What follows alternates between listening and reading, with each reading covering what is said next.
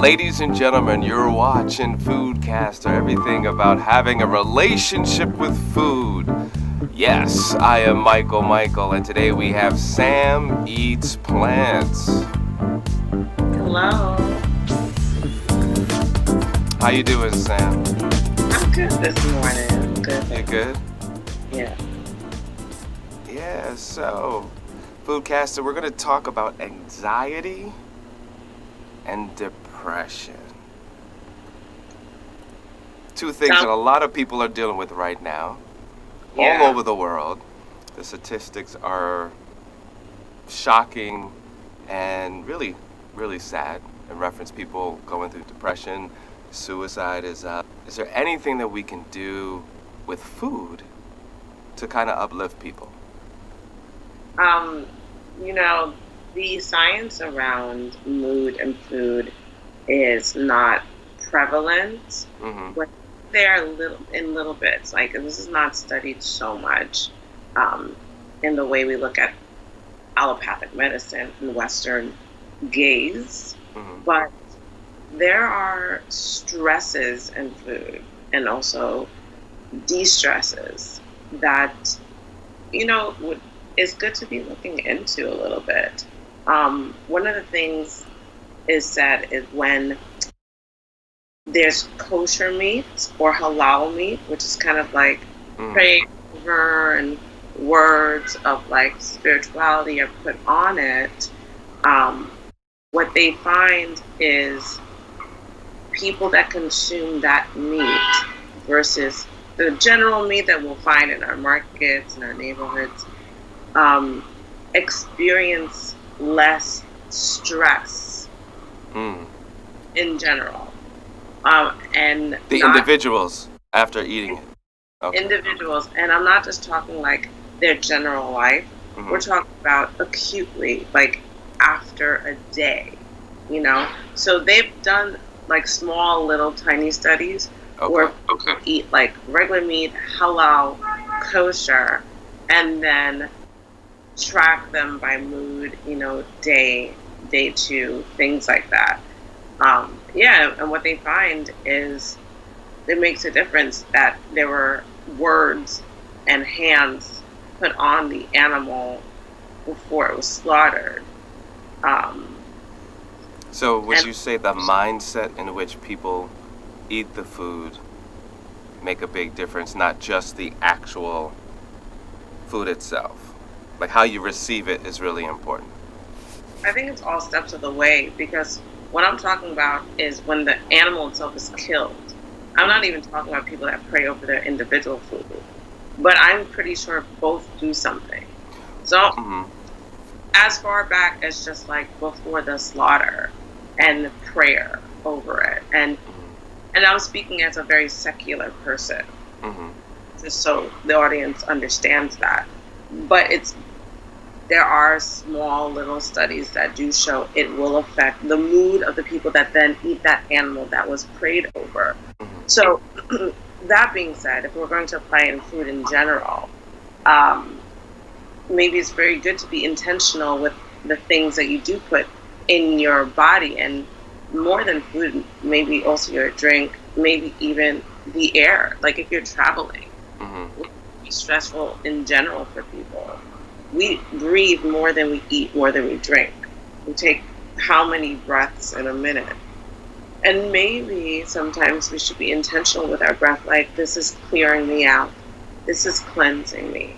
This is allowing me to let go. Um, because perhaps all those little things will help with de-stressing. Now, that being said, Mm-hmm. when we choose the ingredients to eat, it is more stressful on our body to even eat, let's say, meat in general versus asparagus, cauliflower, carrots, potatoes. So then when we like want to zoom out a little bit and look at it a little bit further, well, let's eat the foods that are a little less stressful on the digestive system Mm-hmm. because less stress on our digestive system, it's also more common on our brain and our mental health as well. It's interesting you mentioned that. Just to respond to the first part, um, anytime any animal, any being is stressed, it releases a whole bunch of toxins. So that would make sense if the animals are those that eat meat. If the animals are stressed out and releasing these toxins, and then they're shipped with these toxins, more toxins are put into them to keep the meat fresh, just so it can make it to the supermarket. Right, fresh, quote unquote fresh, and then you cook that and eat that. Yes, the world is going through what the world is going through, but then you're eating something that is probably a large percentage just stress, right? Exactly. So if you can, if you're open to it, try to lessen that or avoid that. Yeah, I would say, how I feel in my philosophy, Mm-hmm. I'd say avoid it. Avoid it because it stresses our globe environmentally. Mm-hmm. It stresses the system that leads to mass food insecurity. Anyway, so just stay away from eating animals. But then within the scope of eating animals, then if mental health, stress, anxiety are some of the things that one is grappling with, and you feel like you just have to eat meat, Mm-hmm. well, go towards the kosher or halal route. Mm-hmm. If you're any of Because the the main, handling of the animals is different. They're not yeah, living their whole lives in stress. they might be. Just because something's kosher or halal, it doesn't guarantee that animal didn't have a stressful life. What Okay. it does, it's supposed to verify and guarantee that prayer has been said over this animal in slaughter. Okay. And those words of spirit and those words of prayer energetically do something because it actually changes how the people who eat it affected. And then on that also being said, it also means that when you're about to eat, Mm-hmm. to have some affirmative words that direct you to the mental space that you would like to be in Mm-hmm. before you eat it. So do the same thing. I've read in a book, and this is a book that's more, it's somebody who has been gifted with an ability to understand what health crisis people are going through. So he's not a doctor at all, but if, for lack of a better word, I guess you can say the word psychic, but it's like deeper than that. But he can see somebody and know where their illness and ailments are. But he also has ability to know what they need to do for themselves to rid it. So this amazing ability, and he's written a few books. He has said that when you grow your own food, the food starts growing for you, for what you need, right? And so let's say you have an orange tree and you grow it from seed. It's like almost like a child.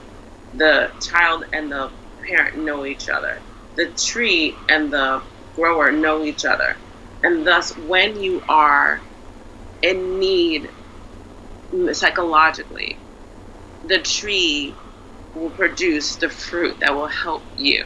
So this is him from his spiritual standpoint when it comes to food, not just his standpoint, his gift. Mm-hmm. And he says, but this also can be applied to, because not everyone has food to make fruit. But this also can be applied to when you buy fruit. He says, hold it a bit, and you put it in your hand, and you don't have to say anything. But just the more contact it has with you, the more it can give you what you need. It's amazing you're mentioning this because we did an episode of SoulCaster, and we were talking about oils and herbs for healing, coming more from, did you say, a Wiccan standpoint, right? The individual. And it was amazing because they told a story about a gentleman that bought a house and he got sick. And he was always in the yard. He was always taking mushrooms and this leaf and this and that. And all of a sudden, this plant, it wasn't too clear what it was. And then he found out whatever was ailing him, that plant actually started to grow and was just what he needed to to heal what was going on with him. So having a relationship with the land and treating it with respect will in turn will take care of you, which is interesting. I really agree with that, which is why I say in general, stay away from the animal food kingdom anyway, because it ends up being very disrespectful to the planet. And if we disrespect the planet, we do disrespect ourselves. And this is on the more spiritual stuff, which I understand. So if we want to be a little bit more like tangible. Yeah, let's bring it back to food. I live in the, like if someone says I live in the city, I don't have a backyard. Yeah. There's no tree, there's no grass. I'm not planting anything. What can I eat? What can I do? In reference to depression, and we'll focus on depression because anxiety might be a little different, or would you say it's the same in reference to the food? I'm not a psychologist, right, and I'm not the biggest expert in it, so I will give an opinion. Right. Clearing Disclaimer. That. Yep. Disclaimer. Right. You want to eat the realest foods because it is a stress on the body physically to digest things that aren't food, like preservatives. So I'm talking about potato chips in a bag. One of the worst things you can do when you are depressed, and there are real studies on this. There are people whose depression can lift based on getting off of diet soda, getting off of ice cream, getting off of like sugars and fake sweeteners and dyes, literally. And not just depression, but other little mental health issues as well. So as we move forward, let's say that we're talking about body stress, because if you're mentally, emotionally stressed, and your body is stressed, right, from what you're eating, obviously it's only making things worse. So if you could at least alleviate the pressure on that side. So that's what we're talking about.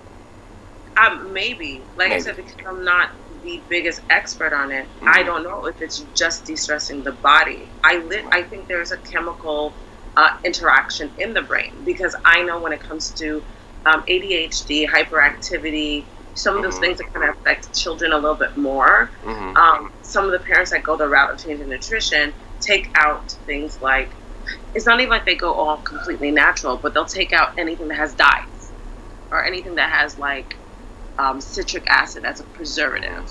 And then there's an alleviation. And there's a lot of studies on this one. So this one more people can actually see.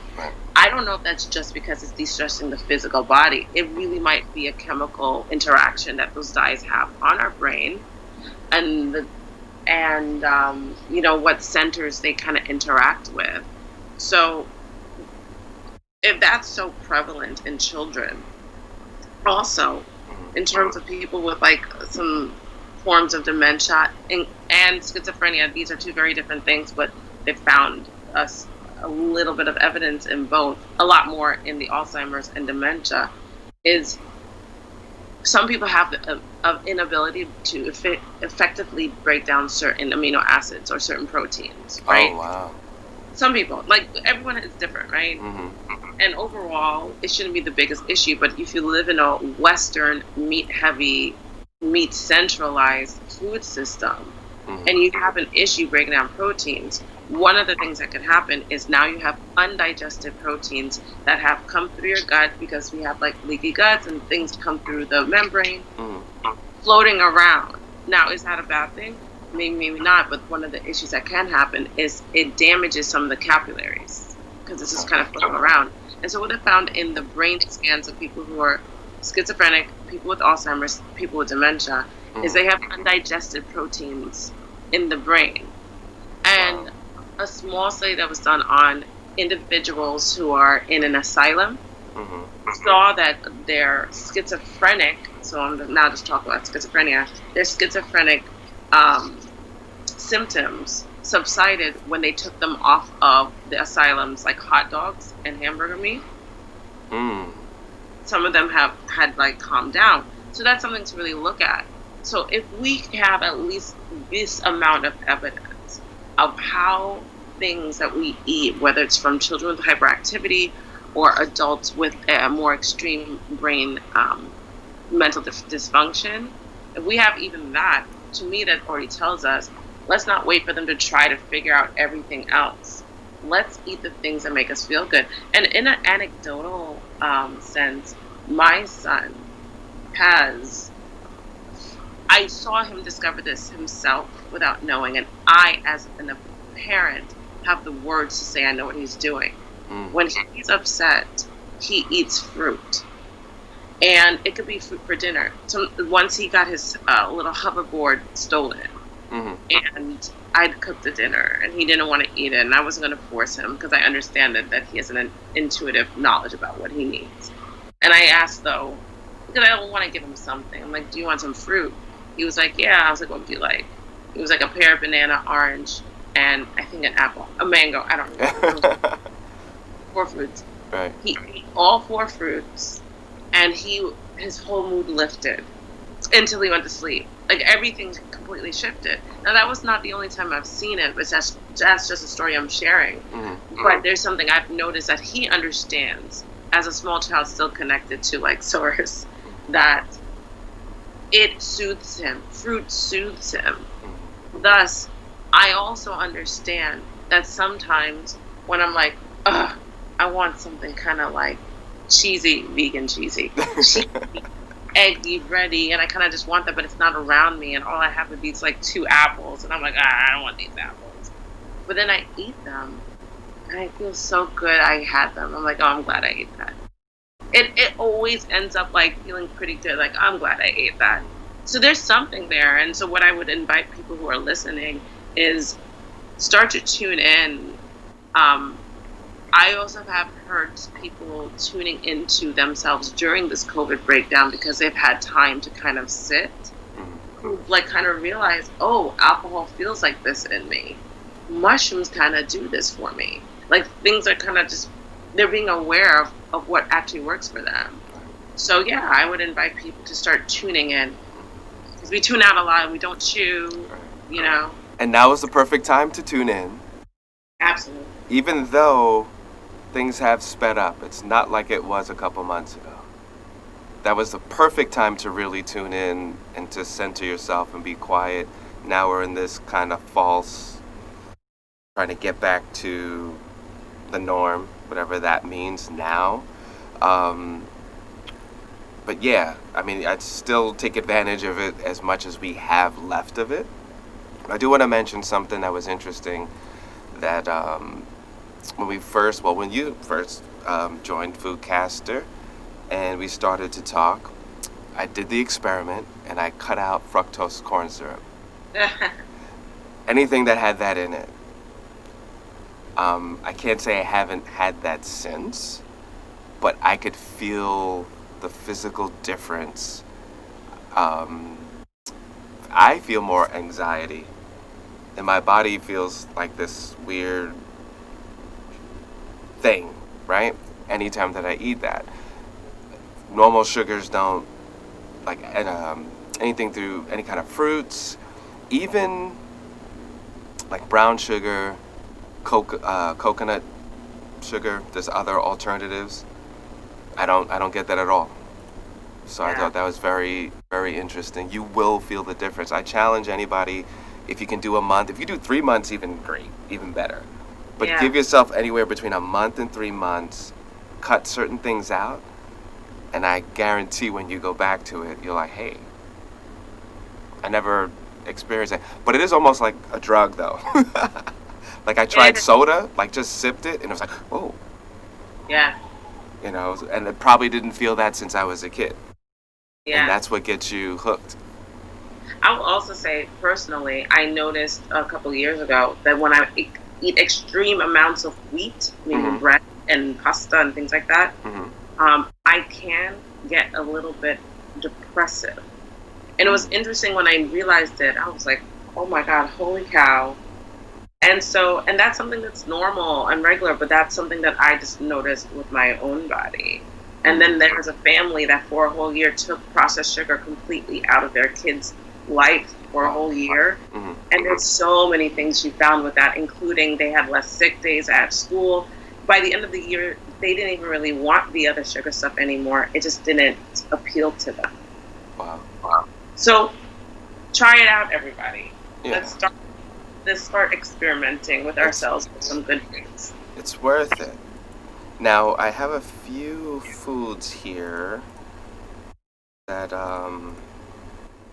again, when you go online, you also again gotta look at the sources of information. You also have to know your own body. Yeah. There's a cultural element to it. What your ancestors have been eating for hundreds of years, which is why it's so important to, if you can have that information, know your lineage. Um, but yeah, so let me pump this up here so people can see it. So we have avocado, grapes, um, let's see, kiwi, blueberries. And it's so funny because when you look at these different things that we have on the screen right now, they're so good for so many things when you keep coming back to these same basic foods. Um, Anything to the list that you can think of that really kind of calms you and kind of helps with digestion so your body won't be so stressed. It's interesting. I don't think I've sat with myself up enough to notice what acutely calms me, like in the moment. Mm-hmm. I don't know. I know in general, less acute, but more kind of long term. Mm-hmm. Focusing on fruit and grains, potatoes, Mm-hmm. feels so good for me personally. And it might feel similar to somebody else, maybe not. I would assume it would. But like you said, these fruits have so much going for them. They do so much. Way more than we even know. I would like to even put it out there. Mm-hmm. And what we do know is the darker, deeper indigos, like the blueberries, like red grapes and purple grapes. These are helpful for fighting cancer. These are helpful for improving blood circulation, for what is the term, the glycemic term with the sugar being able to be absorbed into our cells faster, specifically blueberries. There's studies on that one. Like I said, I feel very confident that a lot of fruit does help to soothe us. Not necessarily acutely like the story about my son, but more so over time, more so in a week, in 2 weeks, in a month. And a lot of them are detoxifying too. And detox can do two things. It's stress and then it's calming. Because just through a period of detox is stressful on the body, but it's necessary. It's the types of stress that also helps you grow, like working out, like training for something. You stress, but then you grow. That's what some of those foods are very good for. Specifically, grapes are very good for detoxing. I would assume that avocados can be very soothing just by the nature of the makeup of how their texture is. And the thing with food and nature, so much of what it looks like and how it feels does tell us what it will do for us if we listen to it. And as smooth as avocado is, that is, to me, telling me that it's a soothing thing to eat. So, I don't know, there's so much to say. And then there's kiwis with all the vitamin C and the potassium you can even explore. Everyone wants to talk about bananas when it comes to potassium and vitamin C. Kiwi has more of both in both of them. Yeah. Yeah, there's a study that in 3 weeks, that when they had teenagers that were suffering from depression, they changed their diet to a Mediterranean diet. Within 3 weeks, they saw a significant change. In the juvenile detention hall, I think it was in upstate New York, and this was many years ago, they changed the whole cafeteria. And they put only whole grain stuff, so like brown rice or whole grain breads. They took out sugar. Anyway, they did this whole change in the cafeteria, and the kids' behavior improved. There was less incidences of violence, less incidences of lashing out. Wow. And I just wonder if we as a people, meaning human beings, are going to listen to all the little examples that we have all around us and decide, I want better for myself? Or are we waiting for some big figure to tell us on TV I hear you. Yeah. to make it better for yourself? Yeah. So let's do a quick recap. So we're talking about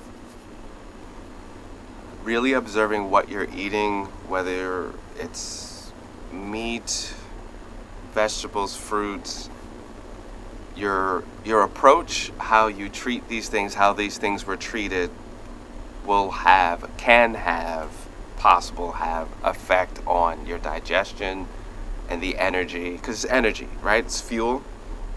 So taking in positive energy, right, will affect the body.